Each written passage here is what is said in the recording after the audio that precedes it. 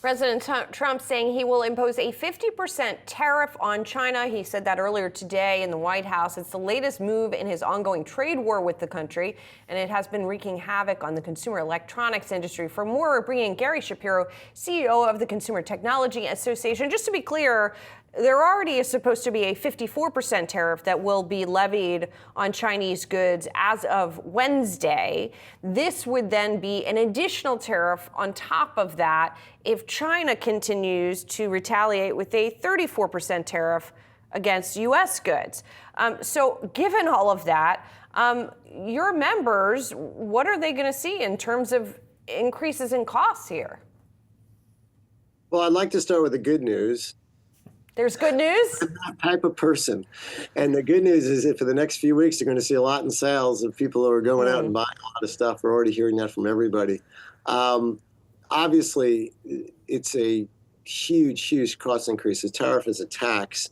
And it's a tax that's borne by consumers and the producers. And they'll figure out their own pricing on it. But you can't get a near doubling of your costs and then just say, oh, everything's fine and dandy and consumers are going to have a great time.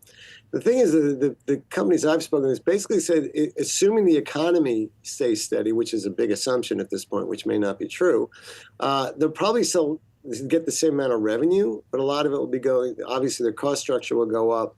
There'll be fewer people that will be able to buy at the low end of the market, people who are entry-level consumers, people who have less money.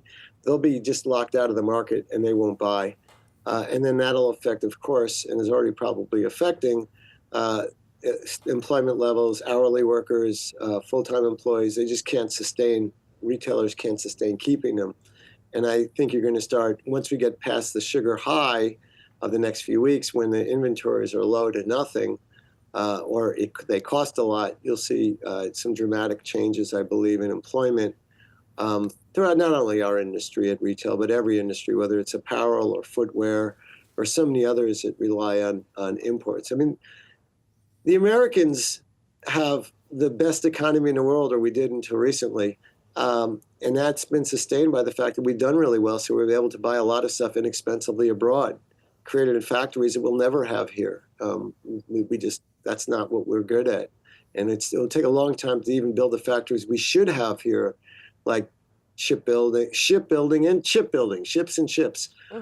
And so it's a very difficult situation now, not just for our industry, but for multiple industries and frankly, for the American economy. Right. And that's reflected in the stock market. So Gary, let me ask you a question. What do you think that China's going to come to the table?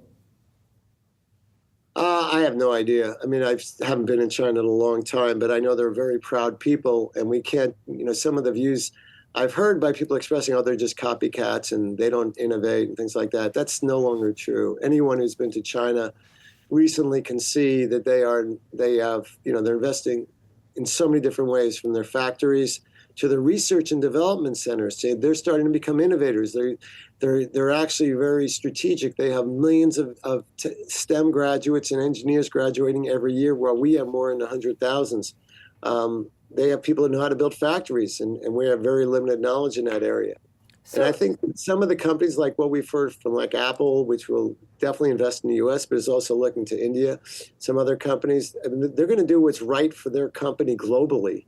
A lot of these are American companies. We're so fortunate we have so many of them here. But I'm concerned that these tariffs are taxes that will be inflationary. They'll cost consumers. They'll put us back. And at the same time, when we're cutting off relationships around the world, right, it's a very dangerous path we're on. So, Gary, there was a report today in the Wall Street Journal that Apple was going to be trying to move some of its production of the iPhone to India from China, and therefore not eliminate the tariffs, because there are tariffs that are going to be imposed on India, but decrease the tariffs. Are you hearing from your members that that is what they are trying to do? Or is that a luxury that only the likes of a company with the resources of an Apple is going to be able to do? It's interesting is our members, we cut this deal with China in the late 1990s that we would be good friends with them and we should manufacture there. That's what our government told us. So a lot of our companies went there. And then President Trump came and said, we really shouldn't be doing business with China. We should be going to other countries. So a lot of them invested heavily in Vietnam and Indonesia and the Philippines and Mexico.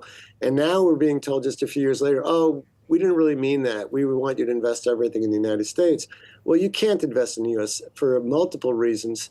One of which is such an unpredictable political environment where things change every 4 years almost, and there's no consistent strategy or policy.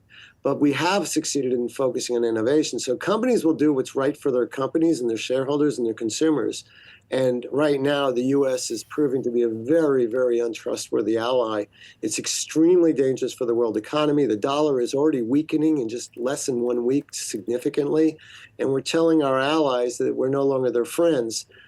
This is the worst economic situation I've ever seen in my lifetime. It's just not about any one industry. It's about our position in the world with going to a weak dollar.